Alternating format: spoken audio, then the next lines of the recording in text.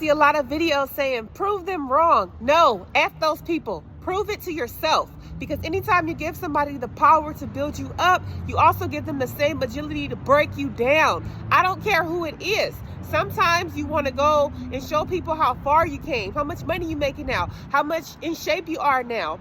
It could be, you know, your ex that broke your heart. It could be your parent that you could never please. It could be a child that's just spoiled. At some point, even your children, when they get 30, 40 years old, you still can't be taking care of them.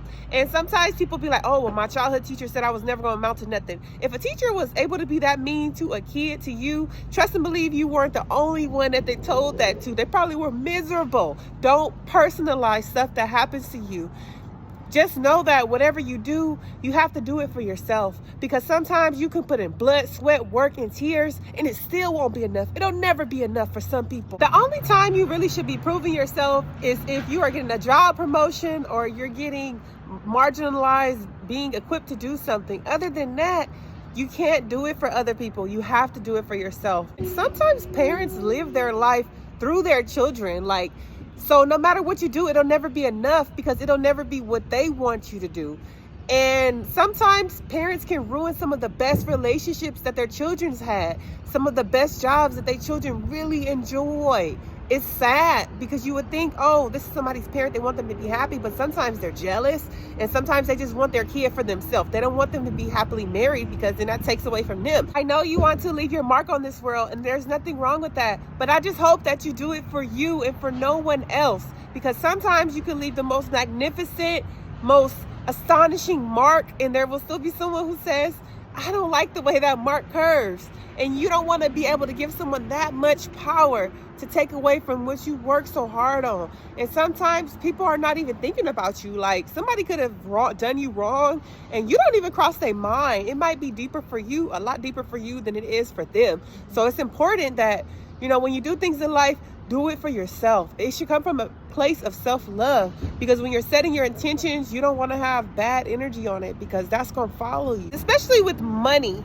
You know how many people have got robbed and set up by people that they knew, like their inner circle, people close to them. So for you to go back and show off in front of people who really probably not going to be happy for you, really don't mess with you like that, I feel like it's kind of asking for trouble. You know, do you want that kind of drama in your life? I hate to say it like that, but people, they don't really be happy for you if they're not happy themselves. And a lot of people are not really happy.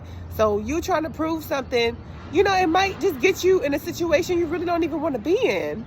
Do y'all see how fast Friday got here? I hope you guys are not wasting time harping on the past, not thinking about how you're going to get your revenge, because it's not worth it. Trust me, it's not going to be an inspiring moment. It might be for a little bit, but it's really not going to make you feel as whole as it would if you really just do things for yourself. That self-gratification, that self-annulment, the peace that comes with that, it's untouchable. So when I was in elementary and junior high, I used to get teased by this particular boy for being fat. He would always make jokes. And I remember it was like vacation. You guys know that vacation between junior high and the transition to high school. I remember I starved myself because I didn't want to be the fat kid in high school. And I remember running into him on that vacation, and he said, well, yeah, you're not fat anymore, but you're still tall as F. And in that moment, I realized, oh, you have to stop caring about what people think of you, because some people you will never make happy. Some people will just never like you for whatever reason. Looking back, I'm pretty sure he suffered from Napoleon complex, which is the short man that feels like he got to be, you know, boastful and like rude and just out of this world to make up for his height. Like, it's not my fault that you're short, you know? I know I might be a constant reminder, but he was really short and he was really small. And looking back now, after all my dating situations, a lot of short men automatically assume that I won't deal with them, which isn't true, but they have that assumption. And sometimes I get the backlash of that, you know? So now looking back, I just realized, like, oh, it was never a me thing. I should never take anything he said personally, because it was always a him thing. And that's what I feel like life is about, realizing a lot of things people do, it's really a projection. It's really a reflection of themselves, or just how they kind of been treated, because I know for a fact he was treated differently because he was like the shortest boy in our class.